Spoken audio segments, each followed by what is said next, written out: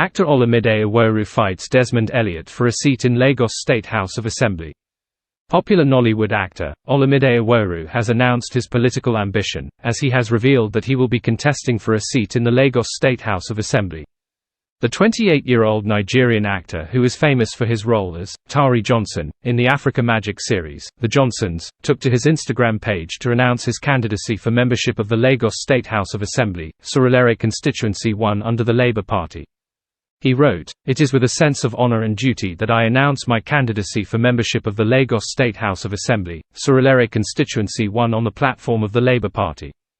The youth of this generation in Nigeria are more politically aware than ever and are now striving to have our voices heard and take part in the government process of this great country.